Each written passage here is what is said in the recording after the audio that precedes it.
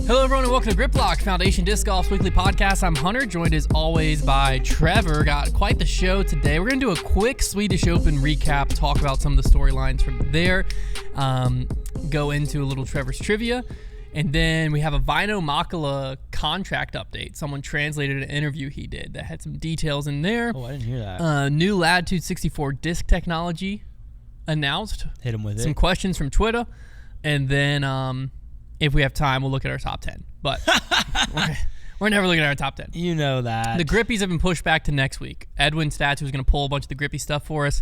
Yeah. I believe he said he was moving Not this the weekend. grippies, though. So, no, the mid-season grippies. Mid-season speculation, grippy preview show, Yep. mid-season. Yep. But before we get into today's episode, I want to take a moment to thank our sponsor. Are you tired of losing your favorite discs? Yes. We are too. Well, no more. We have found the perfect solution to getting our most cherished discs back. Homing Pigeon Disc Golf has developed a new way for us all to be reunited with our worst thrown discs into the thickest rough. The Homing Pigeon Disc Finder is a compact, lightweight device that pairs with a small, all-weather locator sticker to find on all of your hidden discs. The Homing Pigeon locating sticker is just that. It's a sticker. There's no bulky battery or power source to weigh down your disc. You simply walk towards your shot, and once you get within 20 feet, your disc finder will begin to beep and continue beeper faster and faster the closer you get until you locate your disc. No more losing discs buried under leaves. After finding enough discs, the Homing Pigeon Disc Finder just pays for itself, but that's not the main reason it was created. The reason why the Homing Pigeon Disc Finder was created was to get you your unique, perfectly beat in, and sentimental disc back to you. You know, the one that flies just the way you like. The Homing Pigeon Disc Finder is now available on Kickstarter, and the best news of all is that the Disc Finder is a finished product. Your participation in Kickstarter campaign is a pre-order. As soon as the campaign ends, you will get your disc finder. As a sincere thank you to all the early backers, you're receiving exclusive and sizable discount through Kickstarter.com. You can check it out at homingpigeondiscgolf.com or simply search Homing Pigeon on Kickstarter to get your Homing Pigeon today and never lose a disc again, because a disc in the hand is worth two in the bush.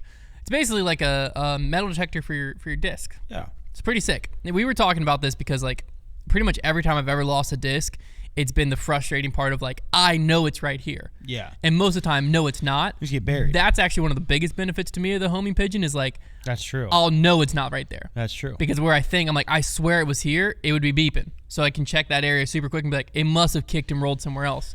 I've never been a guy to own any of the tracking products, but I can't imagine how satisfying it is. Like, how many times you've lost a disc in, like, a situation especially where you literally watch it.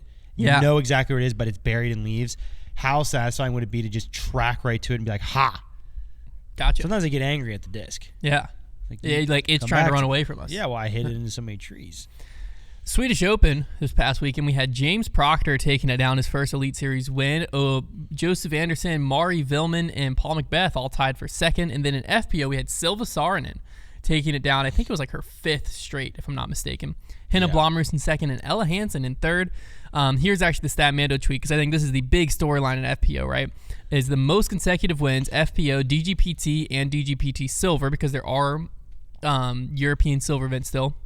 The record holder is 7, which is Miss Paige Pierce from in 2017 through 2018. Then Paige also is in second with 5 in 2019, and then Silva Saarinen actually holds the next at 5 as well. So she's tied for second, only 2 wins away from tying Paige Pierce's record. It's really important. And then there's really a 3-way tie between Katrina Allen of 2016, Paige Pierce of 2020, and Kristen Tatar 2022 at 3. I'm surprised Kristen only has 3, to be honest with you. I think, that just shows you, well, is it consecutive wins in starts, or is it consecutive wins in, like, tournaments on the schedule? That's a great question.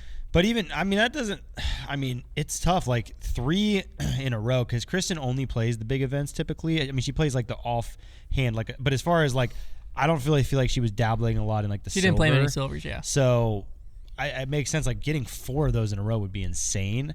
But that's a really impressive streak, and even though the field has not been full strength by any means, she's still beating Henna and Evelina.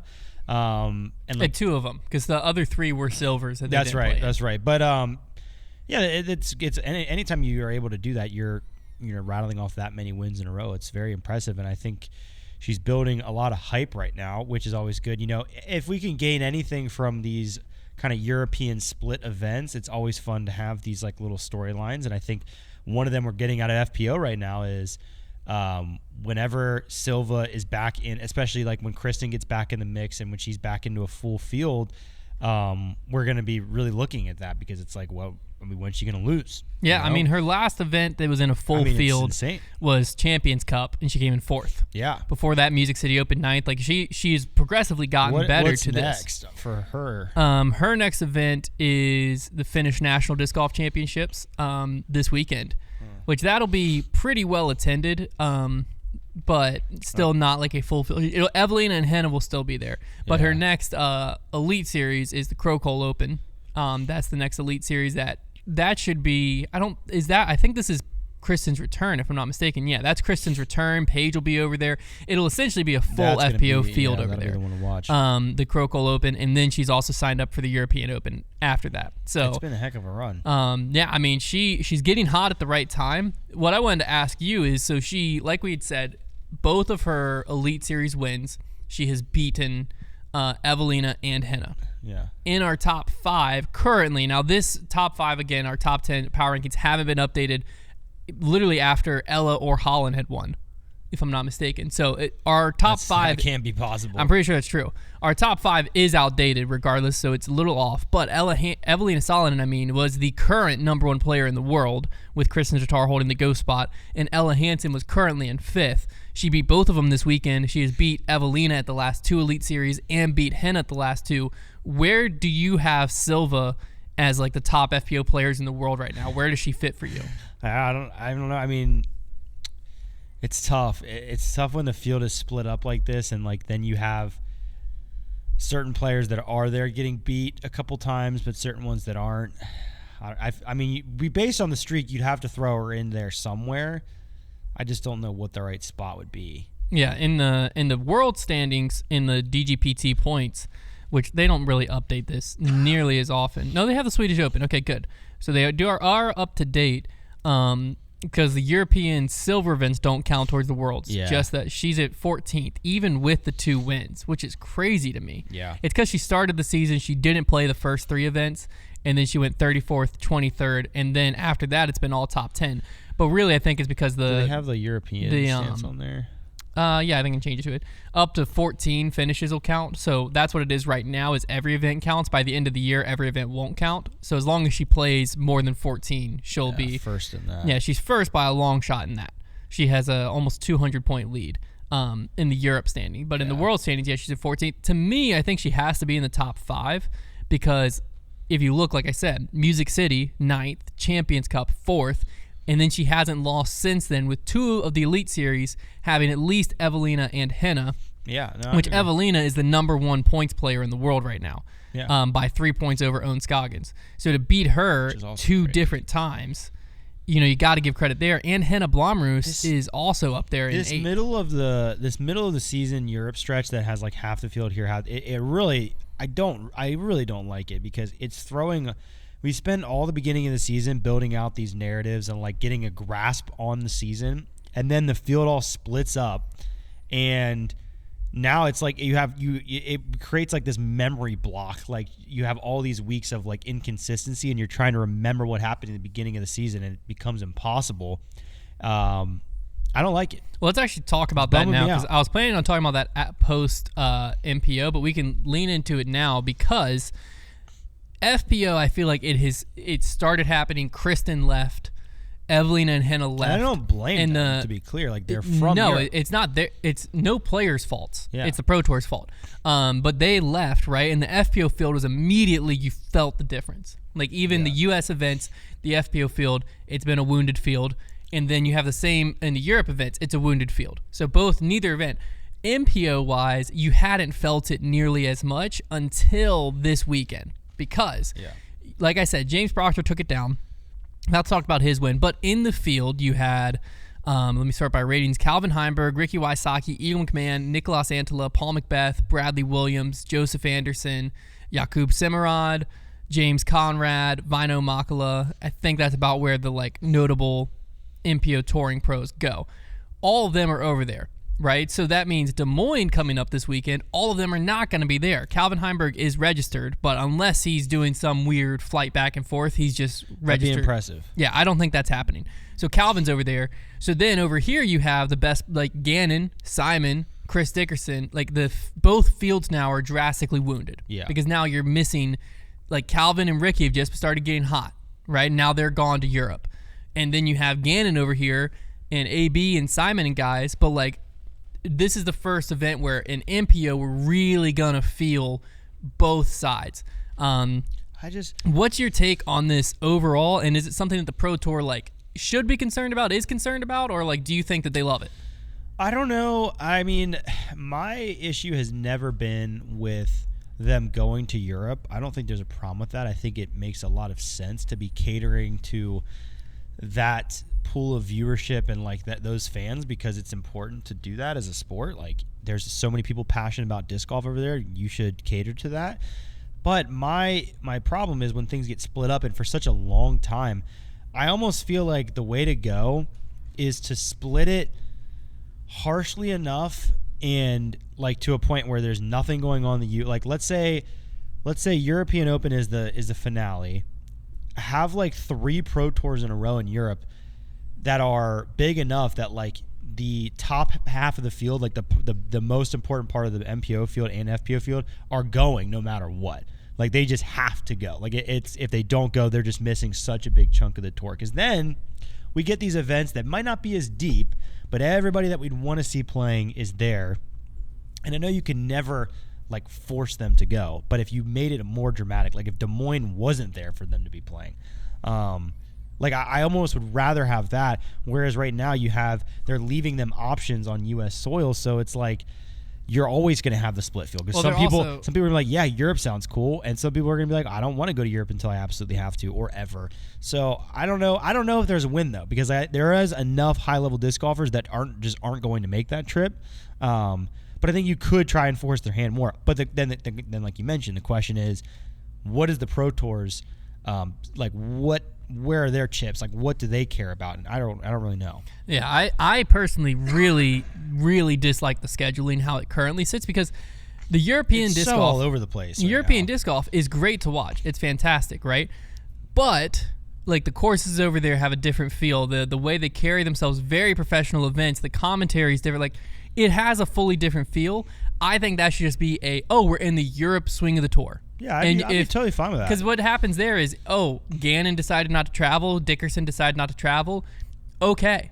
But, like, you have a deep enough portion of the field that is going to travel. Because, like, right now, let's just run through this, right? How this is all happening is you have the Dynamic Disc Open was May 3rd through May 5th. Then May 10th through May 12th, you had the Copenhagen Open. That's the first one.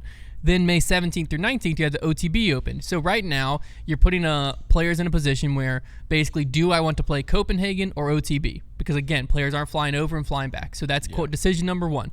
Majority of the field chose OTB. Makes sense. That event has some history, because right after that, you also had the Portland Open, Beaver State. Okay, well then you have Beaver State, ends June 9th. Turku Open starts June 14th. Okay, that's fine. So I can play Beaver State. I can go to Turku, but then you have the Preserve June 21st. Yeah, it's like so now it's multiple. Like if it was just one of those little weird skippers, like that would be one thing. But literally back forth. Because then at that point you had some players start going over there, right? So they're missing out Preserve to go over there. It's like it just slowly goes. And now you have the Swedish Open, and more players are going over there. And the Swedish Open happens right June 28th, so a week after the Preserve.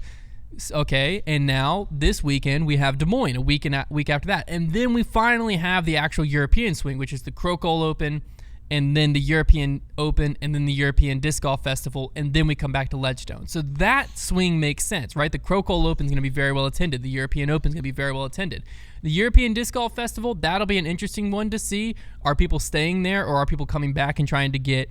because Ledgestone's such a huge event. Like, I won't surprise me if players are coming back after Europe to make sure they have a week to adjust and not be jet lagged. But it at least like that grouping makes sense to me. That's how it should be. I just want to know from because it's also screwing Des Moines. Yeah, for sure. I mean, that's a bummer for the people who want to go out and watch that and don't get to see the full field.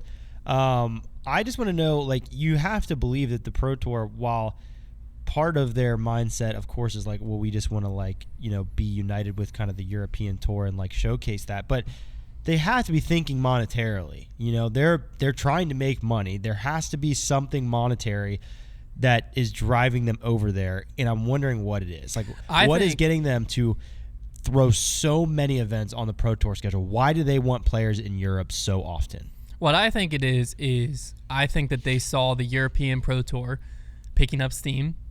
They felt semi-threatened by it because of how strong the presence in Europe, and they had an opportunity to make a move now and bring it under their house. Yeah. But probably within that, they're like, well, we need our tour. Like for the European Disc Golf Pro Tour, the only reason we're going with the Pro Tour is if they're Pro Tour events. Right. And so to me, I personally think that it was a rushed move. That it was we need this to happen because the Pro Tour is scared of Europe taking over and taking market share.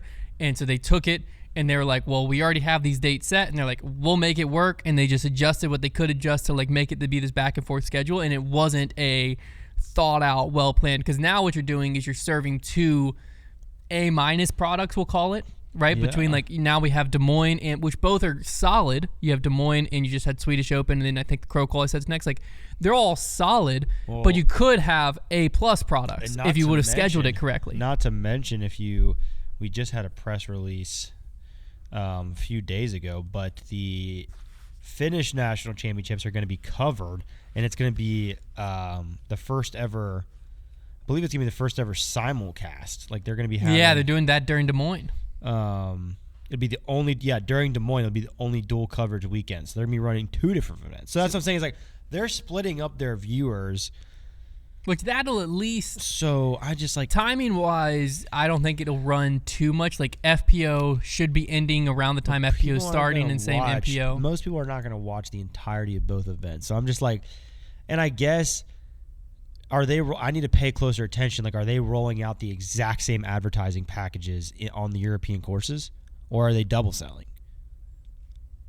There's a real question. They got to be double selling because they're not. We talked about this with Turku, but they're not as integrated.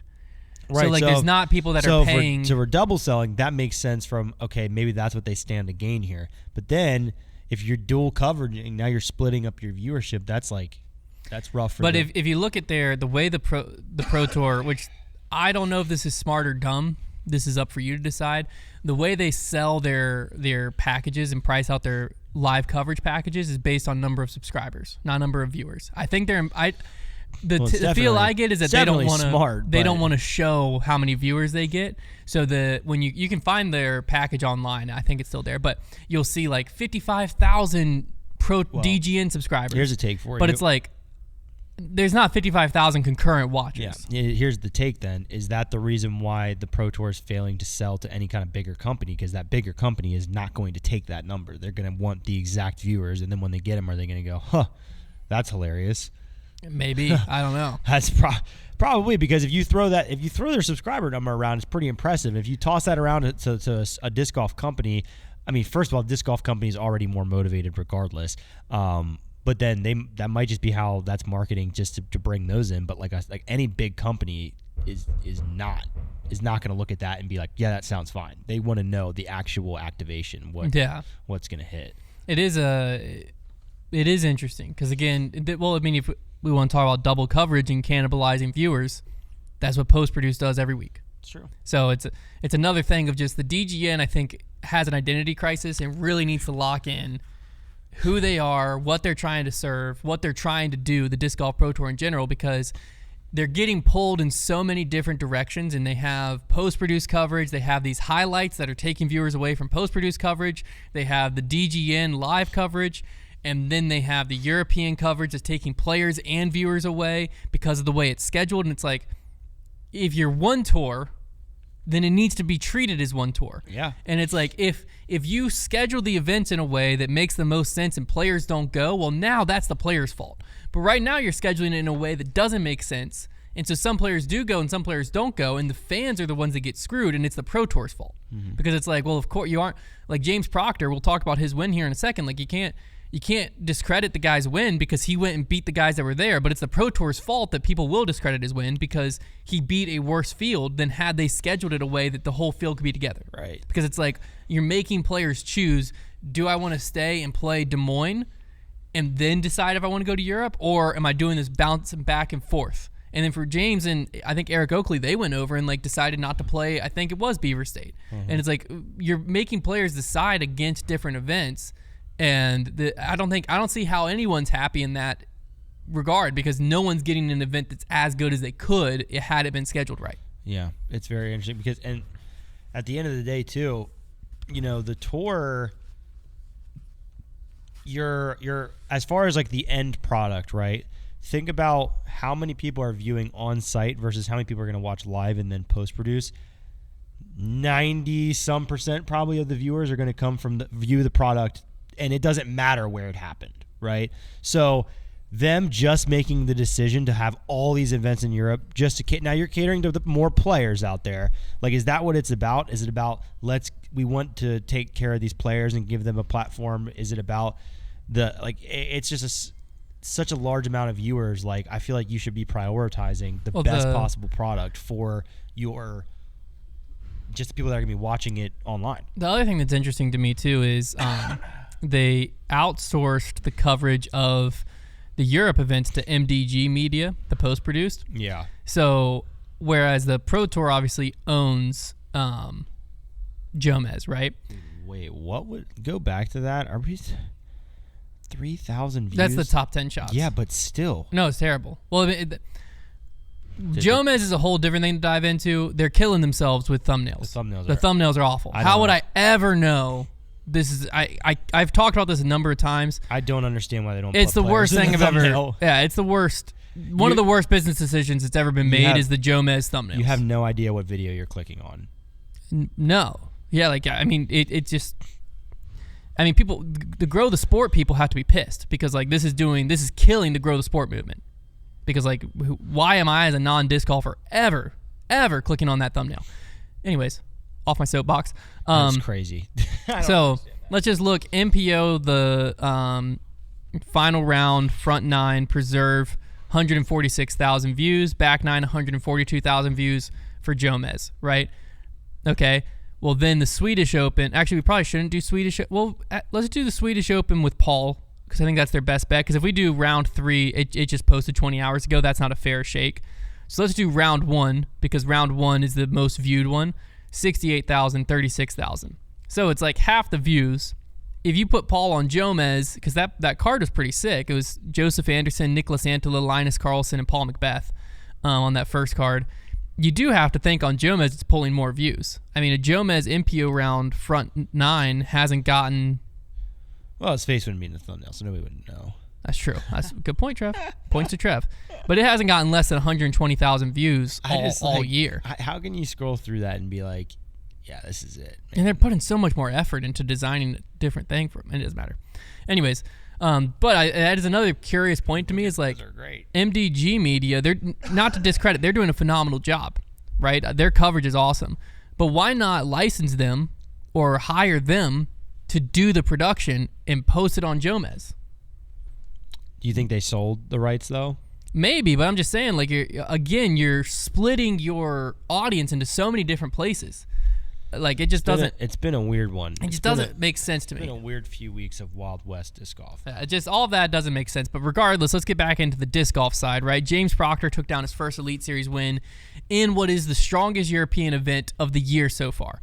Again, we expect the Crocole Open and some of the ones coming up to be stronger, but what do you think of this wins in regard to strength? Because it is his first Elite Series one. Yeah. Since it doesn't have the typical strength of field, it's lower than the worst Pro Tour event. Dynamic Disc Open, I think, came in at 30 or 40 something, and this was at 35, if I remember correctly, on Statmando's strength of field scale.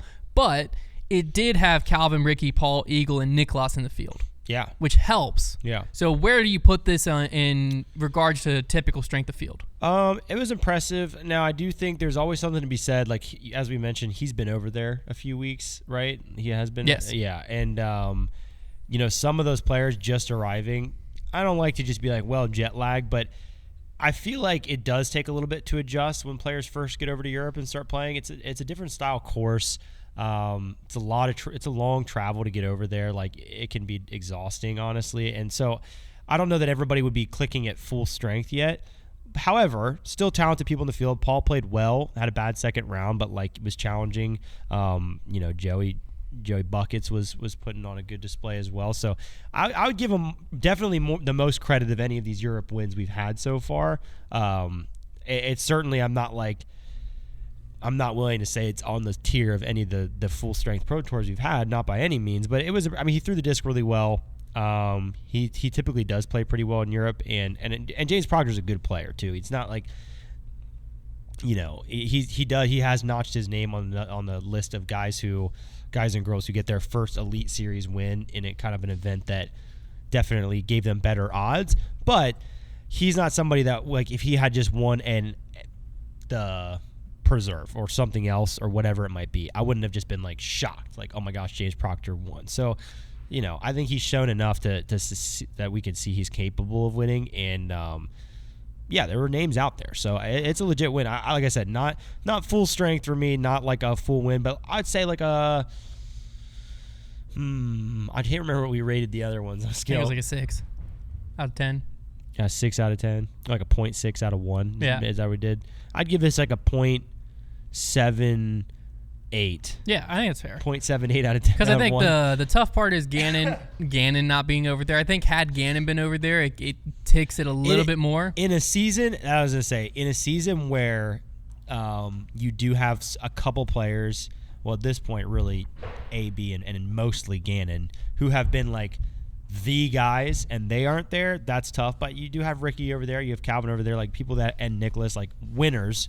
So that's always going to be there. But it is tough when Gannon is like absolutely on fire right now, and he wasn't there. Yeah, so I think that's the only knock against it, because Ricky, number 2 player in the world, this is all according to the Pro Tour standings. Ricky, number 2, Nicholas, number 3, Calvin, number 5, all present. You're just missing Gannon, and AB, to Proctor's credit as well, hasn't really been the AB at the beginning of the season. Yeah. He did come in 7th at Preserve, but 61st, 44th, 18th, 14th were all before that. Yeah. Not saying those are bad finishes, but they're not the first, 4th, 4th, first that he started with. Right. I think that at this point in the season, though, the Europe events, like Des Moines, is going to have the same asterisk next to it. If Gannon goes out and wins, like, yes, he's a proven winner. Yeah, you can say whatever, but like he's not going to have to beat Ricky and Calvin, which are like his 2 guys. So it's not like it's because it's a Europe event. It's because of the field. Gannon, and correct me if I'm wrong, he's from Iowa, right?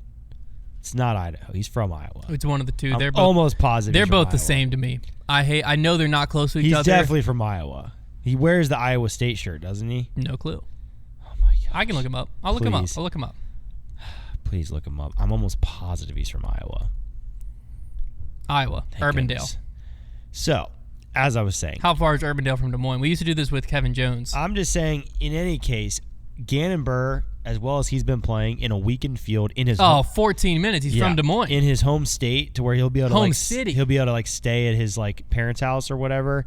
That's, bet the house. Yeah, you gotta like Gannon. That Burr. Is he's got it. If you just win percentage, it'd be like 180%. Yeah, you gotta like Gannon Burr this weekend for sure. But it's a same thing has to be said about Gannon as James Proctor. Obviously, Gannon will be in a deeper field, but he's still going to be missing the guys that he has to beat week in and week out right now. Yeah. So you do have to factor that in. We'll have to keep that in mind for Player of the Year, end of the year points stuff. Keep it in mind.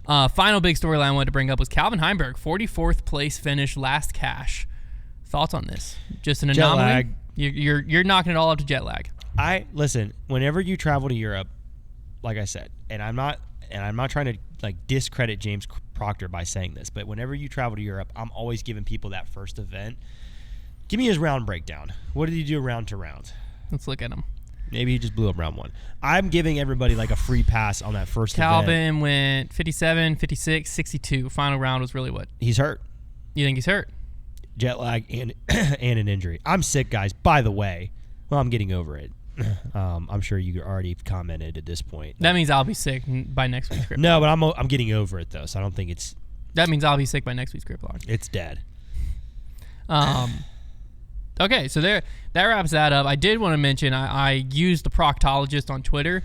Someone did also comment. You have to look at my Twitter if you want to see it, because someone commented the hand position is crazy. Because I said the proctologist is the way his hands up. Very funny. But people are not liking the proctologist nickname. I've been calling him that for a long time. We've been saying that forever. Yeah. Someone said, nope. Yep, still the worst attempted nickname of all time. Please stop this. I don't think is the worst attempt of Still all time. time to delete Come this. on, guys. Been sitting on that That was for a while. William Doyle. I know, Reb. Unbelievable.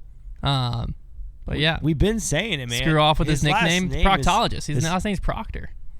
It just works. It just works. It just works. I just got a text from our Denver, Colorado intel on our opponents. Do you want me to announce it? It's a pretty big deal. Oh, okay. Sure, why not? All right. This is news to me too. So we're playing we're doing a BOGO road battle in Denver at the end of the year. End of the month. At the end of the month, my bad.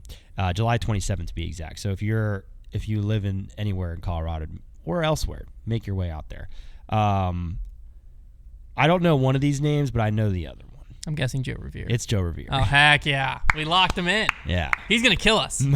Masters world champion many years in a row. Joe Revere is the greatest non-tour player, in my opinion. I don't know if that's true. He's incredible. Let me just read you this guy. He's like 1038 rated or something. He's disgusting. Joe Revere, let's see.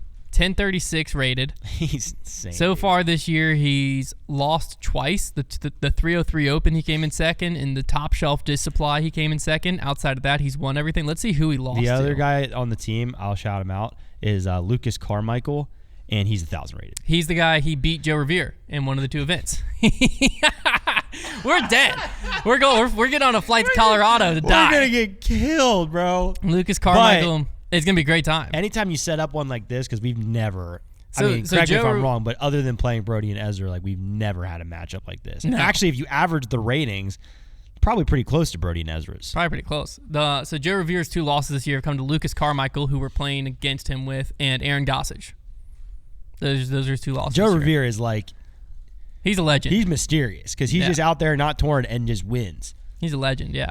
And he's won a lot of Masters Worlds. Dude, we're going to get killed. I've always heard about people playing against him and just like, he's just disgusting. He's won 3 Masters Worlds in a row and just mops up A tiers like nobody's business. July 27th, be there. Yeah. So we want it. We want as big of a gallery as we can get. Could you imagine? If you're in the area, come watch us get. Well, now people are just gonna want to see us slapped around. Because we've also never played at elevation like that. On top of it all. Yeah, we're gonna be going in blind. I can't wait. That's incredible. I mean, this could be our biggest margin of defeat of all time. We've never lost. Pending. We can go ahead. The good news is we have a whole flight to come up with the technicalities. Yeah. I can already think of a few.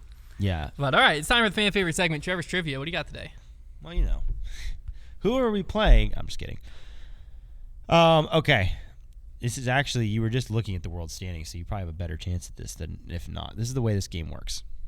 I have 5 different ranges of positions in the standings. Okay. It starts with like an easy one, and they progressively get harder. So the first one is between 1 and 5, and then they are going to get harder to further down the rankings and also smaller gaps. Oh, okay. Your goal is to first you have to tell me how many you think you can name in that range. Oh, boy. And then name them, and your goal is to get as many in between as possible. But I don't lose if I get one wrong. No, as soon as you get wrong, when you lose. Oh, as soon as I get one wrong, I lose. Correct. So I want this is for the listeners to play along. Play along with Hunter because his goal is to beat you.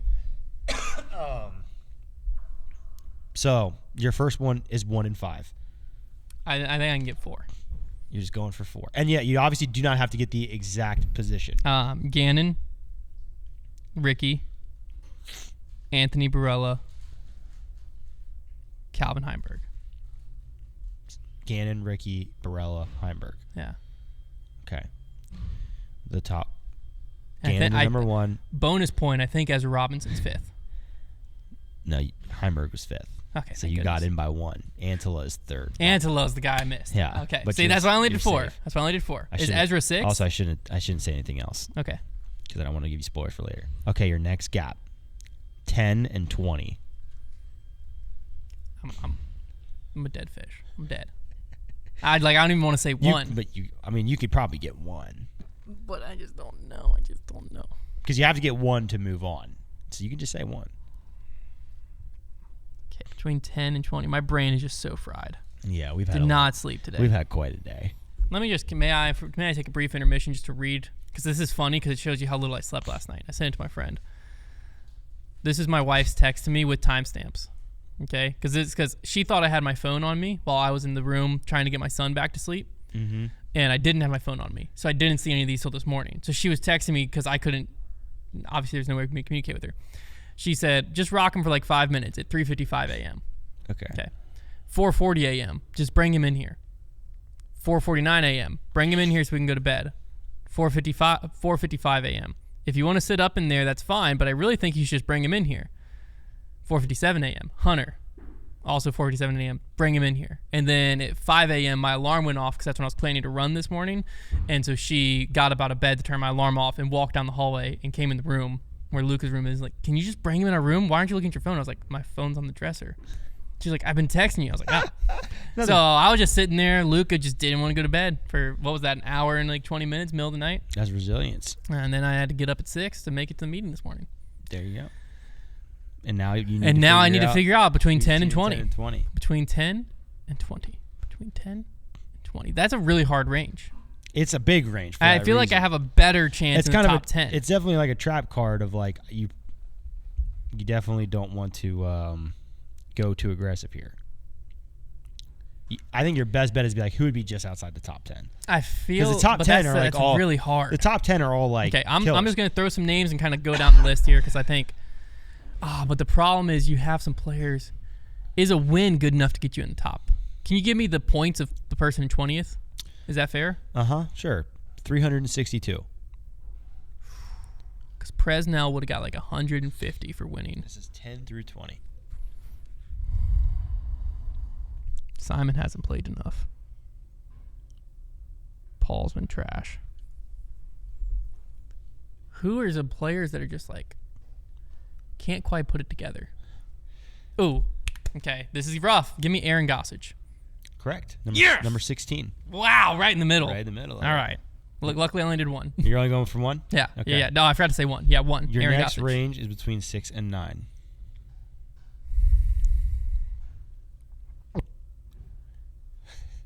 One. Ezra Robinson. He's number 6. Yeah. You're just trying to survive. I respect that. I'm trying to survive. Your next range is between 21 and 28. Like I'm losing here for sure. I didn't know how well you would know the fringe. I'm losing here for sure. Sometimes we talk about the fringe. But one, Andrew Presnell. Presnell's 10th. Wow. Okay, that win did a lot. Well, I guess he had some great finishes after. Yeah, he did. I mean, so this year would Jesse Niemanen fallen in that range? In the end range there? Yeah. 21. Yeah, 28th. Dang, you had it too. Dang. Looking at it when I was what writing about Simon Lizotte? 29. No, so he'd been just out. Yeah, just out. You had a pretty good idea then.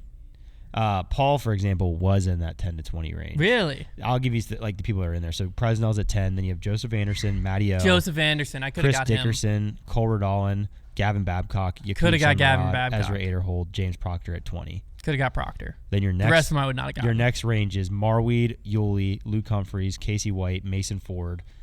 Surprised Mason Ford. I forgot all those players existed. You're fried. Your brain is. My brain's fried. Couldn't think of anything. Yeah, couldn't think of anything. It's been a long day. It's been a day. It's been a long day. You know, let me tell you actually part of our day, because we have announced, you've seen it by now, the Ace-a-thon, the Dark Horse Ace-a-thon zone has officially been announced. It's dropping over at FoundationDisc.com this upcoming Friday at 5 p.m. Eastern Time. Basically what this disc is, it's an ESP Flex Jawbreaker Zone. They feel incredible. I forgot I brought one. Thank you. Brains toast. Brains toast. Here she is. Here's the stamp. Super excited about this. We're partnering with Discraft on this disc and Brody. They're dropping on our site, FoundationDisc.com. And part of why my brain's fried is for the promo that you saw, we wanted to get an Ace with our phone instead of the Ace that we used because we had that Ace in the bank. But we went out to hole 3 at Peaksview, and we were out there for about 3 hours. And you'll guess in the comments down below, based on my next statement, which baskets we were throwing on. I think that's fair. We had 7 chain outs in those 3 hours, and 0 of them stuck. So very frustrating, emotional time. Not the disc's fault. The disc, again, got to the basket 7 times. 7 times. 7. Yeah, we're in a rough place. Didn't go in. You can guess which basket it was. But super excited about that. How it's going to work is basically you, your buddy, whoever picks up the disc. Spoiler alert, we had 10 of them. Gonna probably want to have, I'm not saying you need 10, but you're probably gonna want a few of them if you want to enter the Ace-a-thon, but you're gonna want to enter the Ace-a-thon. How you enter is you get a video by the end of the month of yourself acing with this disc. Tag us and Discraft on social media when you post it. We're gonna pick the top 5. All 5 will receive a prize, and then our viewers are going to vote on the number 1 ace, the best ace, and that ace is going to receive a grand prize, which is collaboration between us and Discraft on just massive prize, which will be announced later this week. So we're super excited about that, but you don't have to get the disc to be, you have to get the disc to be in the Ace-a-thon, but you don't have to be in the Ace-a-thon if you get the disc. The disc is just a great time. It's our first run in like 2 years. It's a really fun stamp. A great feeling zone. It flies like an ESP zone, so dead straight with a little bit of finish at the end. Great for just ripping forehands, approach shots, stuff like that. Phenomenal disc. FoundationDisc.com, 5 p.m. Friday. Don't miss out. So I wanted to talk about this because we had a little Vaino Makela contract update that I thought brought some interesting details. I saw this actually posted on our Foundation Nation Facebook page. If you're not a part of that, you miss out on posts like this, where he translated, this is Apeli Atras translated Vaino's interview from Frisbee Golf Media that was published last Saturday. And he said he translated the whole interview to Reddit this morning, but got permabanned for some reason. Don't know why. Anyways, about Vaino Makela's contract with Inova. A deal was in the making for 6 months before it was finalized. Interesting detail there. That is interesting. Biggest motivation behind the move was the need for change. Vaino says that everything was fine and he was comfortable with Prodigy, but maybe too comfortable and had lost the spark, the edge, and wanted to ignite his motivation and turn a new page career-wise. Pause for the first one. Isn't he the guy that signed in December the extension with Prodigy? I don't remember. I think he was, because I thought he was the guy that like bought the I don't think they... I thought he bought a BMW with it. Like, remember that? But based on what we know, I feel like the problem was that his contract, when it was signed originally, was the problem. No, he was signed in 2022. Yeah. 2022, he signed a contract. So I must be thinking of... Maybe I'm thinking of Niklas bought the... Maybe he bought the BMW. Anyways. Somebody's got a BMW. So... Vaino calls Inova the biggest and best disc manufacturer in the world, saying he originally started playing disc golf with Inova discs, so this feels like a long-awaited dream come true. Dang. New deal with Inova covers the rest of this season and then the 25, 26, and 27 season. So he signed a 4-year deal with Inova. That's crazy. What the heck? Financially, Vaino seems to be very satisfied and content with his new deal. He says What that did they give him? He can't disclose the nuances, but says that it would not have made sense to make the switch if the new deal would have been financially worse than what he had with Prodigy. Those are his words. This is crazy. Also, he says that he can choose whichever pasta he wants and eats only the best, most premium cottage cheese available when shopping for food. The smile on his face when talking about finances tells a lot. So I guess he was saying, like, I'm buying the best food available. You can put 2 and 2 together. That's where we're at that's where we're at as a world that, like, the pasta you're eating tells how rich you are. Let me tell you why this is very interesting is because from what we heard from Kale that we broke last week was he was one of 2, like, now he wasn't. Kale didn't know the details of Vinos, He didn't know specifically, but it seemed like it was the similar situation where, like, that was another deal that they had to get off their books.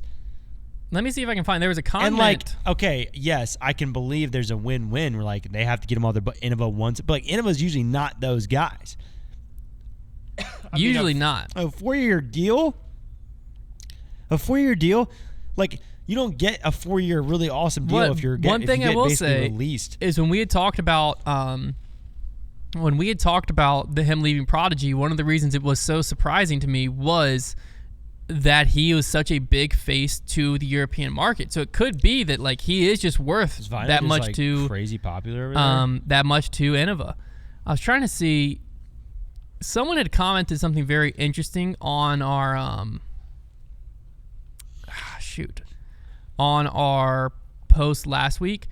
They were saying that the Prodigy Europe's financials have to be public because where they're based in Finland. Right. I could find where they were public, but I couldn't find the actual, like, details. Like, you had to have special qualification. Interesting. But they had commented some, like, numbers that made you think they must have had the qualification to see it. So I really would like to see that because they thought that it was the way they worded it was very interesting. Shoot. Too many comments. Too many people. I just don't like. Okay, let me see if can I search comments on here? It's a really weird situation. I can't search comments. Dang it. There's basically, they worded it somewhere along the lines of Prodigy Europe. They thought it lined up because they had operated at a loss last year. Their sales this year were down like 40-some% or something like that. Or in 2023, their sales were down 40-some%. And that Vaino made up 10% of their top line revenue. So whatever their top line revenue was, right. Vaino's contract was 10% of it. I mean, hey. Meaning it had to be pretty decent because from what I understand, Prodigy Europe is pretty big. It could just be spin zone where it's just like, you know what, maybe he didn't even get a 4-year deal, maybe it's only a 1-year deal. It's just like, well, I mean, then he's just lying. That's a 4-year deal, man. That would just be called what lying. What if it's a 1-year deal but it could be 4 years and up to a certain amount of money based on performance? Who knows? Very, very interesting though. But I thought that was all translated. He's eating the best cottage cheese. Yeah, so I love that. That's funny. That is really funny. Another big announcement came from Latitude 64. They said reveal time. They called this Project Grip. This project has been trash graphic. Yeah, it is. I was very surprised they used this, but font though is pretty awful. Reveal time. This project has been in the works for some time. We've had a patent pending, and then they write the patent pending number for this new production technique since 2022. With the ability to combine and fuse 2 different plastics in the same mold, we're opening up a world of possibilities. Our focus with Project Grip has been to develop a disc with the most exceptional grip without making the disc become too soft and wobbly. The grippy skin on the top and bottom of the flight plate combined with a stiff torque-resistant rim will definitely be a game changer for those looking for the ultimate grip. We have more to show in the next couple of days, and July 10th will be your chance to try from yourself. All the best from Latitude 64 Disc Design Team. May I say my thought on why this was posted the way it was posted? I think that they got beat to the market with tone plastic. So I think they felt rushed. Because it's not the exact same, but it's a similar concept where there's 2 different plastics in the same mold. One's more stiff, one's more grippy. They're talking about the flight plate, though. The top and the bottom of the flight plate. Whereas tone No. The top and the bottom of the flight plate is the grippy layer. Mm-hmm. Sturdy, stiff rim. Right. So the flight plate's the same plastic. The rim's a different plastic. Yeah. Which is what tone is. Yeah. The whole rim isn't, but I don't know. Yeah, I'll be curious to see if it actually looks different than overmold or tone. But it'd be really funny. What would be crazy is if it was tone, but they got to the patent and then Clash figured it out, but didn't know it was patented. Yeah, spin zone. But no, it is. I'm very excited to see disc golf manufacturers trying something new, even if it is similar to tone. I get more excited for posts like that than just about anything in disc golf. Because they called it a soft, grippy skin. What could that mean? That's exciting. It does sound pretty hype. Yeah, I don't know what that means, but I like it. Skin. So I'm very excited to get my hands on some, try it out. But we'll see what it ends up turning into. But that's what a lot of people were commenting and saying, that they thought the way it was announced was because the tone plastic has made such a splash that Latitude's we've been working on this for years. Are you kidding me? Might be. Could be. Very interesting thing to look at. All right, let's take some questions from you over on Twitter. I tweeted on Twitter. I tweeted on X, actually, and said, any questions for today's Grip Locked episode? And I'm going to just kind of go down here. There might not be any good ones. And just see. This is a funny one from Shay Stevens. He said, is your favorite part of Trevor's trivia beating Connor or watching Connor get frustrated when Trevor tries to help him? Just beating Connor is the better part. It is funny when Trevor starts to help and he starts to squirm a little bit, but I'm just in for the win. Ooh, did you see the putt that Jason B's talking about? I did. It was pretty bad. Bottom of the basket, jumped out. Were they the same baskets we just used? I don't know if they were Latitude baskets or not. I don't know. They were blue was all I could think of, and they were also... Yeah, that added up. Whenever you see blue, it just makes my gut hurt now. This is a fun one from Adam Jorgensen saying, being a barely pre-COVID disc golf fan and player, is there any way the DGPT could support a second tour like the PGA Champions Tour? One that sees older players that can't really compete for victories on the main tour but can still go out and throw 1,000-plus rated rounds. I don't think they could. It could be a full tour, but I think, especially once you get some of the older players, you could do a few events throughout the year and make a big deal about it and call it the Legends Tour, and people would watch that. No, I think their best bet is similar to the like skins they did at the USDGC. Right. Like make it exhibition events. Yeah. Where you just get Johnny McRae, Ken Climo, Yeah, it wouldn't be a tour. Dave Feldberg, and Barry Schultz together and like make a exhibition event the day before on like Wednesday before everything tees off on Thursday. I mean, we would show up to that 100% of the time. Very fun. Jason Dunwald said, did Paul just lose his best shot at an elite or major title this year to extend his streak along with Ricky? Talking about the Swedish Open, was that his best chance to get to 14 years? You could argue yes, based on the fact that the field is only going to get stronger over there. But you also could argue that he's still like finding his game and improving this year. So no, I think his best chance is at Worlds. You think it's his best chance? Like, really? Like statistically, you think that's a better chance than we're? Okay, yeah. Statistically, no. But I would say that Worlds would be like the next best, and it's somewhat close. Yeah, no, I definitely think this was his easiest shot at a win. It was definitely the easiest. And especially considering he started off with the hot round. He was in the lead after round one. It's surprising to see him squander it in round two. But I do agree that of the rest of the ones, probably he'll have one or two ones in Europe still that he will have a good shot at. But you do have to think Worlds is one of the top ones. If you have to give a yes or no answer. Does Paul tie Ricky? Does he get to 14 years in a row? Like, does he get an elite or major this year? No. Yeah. Wow. All right. I don't know. If I had a gun to my head, I had to answer that. I'd probably say no, just because odds are on your side. Odds are on your side, but it won't surprise me at all. I won't be shocked, but yeah, I mean, the odds are heavily against him when you have players that are taking up all the wins, It's tough. Vincent, we'll answer this one quick. He said, any updates on what we can expect from Foundation for Worlds? Any special events or anything? Can't wait to see y'all again. No specific updates, but there will be an event and release every day. There's release a lot of stuff and event going on every day of Worlds. So you're not going to miss out on that. Jeezy said, if Kevin Jones for $25,000 a month is true, how does Inova possibly make money off that contract? How much disc sales need to make that contract seem way, way, way overpriced? Inova didn't sign him for $25K. No, the Yuli was talking about his Prodigy deal that Kevin was getting paid $25,000 a month. That's what Yuli was talking about on Tour Life. Well, and the funny thing is, we all had this idea that like KJ and Vaino were getting like scalped basically by Inova for like less, but then this whole cottage cheese situation's got me thinking. Yeah, Vaino might be in a situation where he's making a similar amount. There's no way he's making more. There's just no way. Vaino's probably in a situation where he's making a similar amount. Kevin Jones, if the $25,000 a month is true, and that's what he was getting from Prodigy, is definitely making less from Inova. There's just no shot. There's no shot. Yeah, no way. Oh, Ben, we're not going to fully answer this. He said, can you cover the Silas diss track, like a deep dive? Love Silas, but I think he went to 0 to 100 one quick. Too quick. Yeah, I mean, Silas Schultz went, if you didn't see this, obviously we're not going to fully talk about it because it's a fun storyline, but there's no real meat to the story. But he went off on Drew Gibson. It was pretty intense. And it got personal quick. It was electric. I think he did go 0 to 100, maybe too quick, but it was refreshing to see a well put together disc golf musical track. Yeah. It was also refreshing just to see some actual drama in disc golf. Yeah, not this fake drama. Not this fake drama that people get mad at Brody over. Donald Stoner said, is it a good or bad thing if Silva breaks Page's record of consecutive wins, considering most of Silva's wins are at a weak field? A win is a win. I'm just saying it's annoying to have a record broken, and people are like, but actually Page played a better field. To be fair, Page was also quite a few years back, so her field wasn't even as strong as the full field now. I would say good thing, because we need FPO storylines, and it would give us an FPO storyline. I'm a agree good thing, and I'm also going to agree that... And she's going to have to win some really good events here down the stretch. Silva beating Evelina and Henna has to be pretty comparable to Paige beating Kat.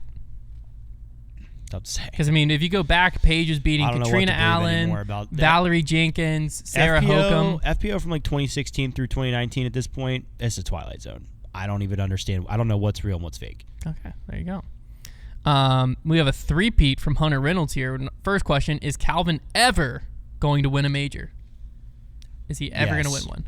I think statistically he will win one. 34. He'll win at least one, but I think he's going to end his career and just be like one of the greats that's not talked about as much as he should because he only had 3 majors or 2 majors.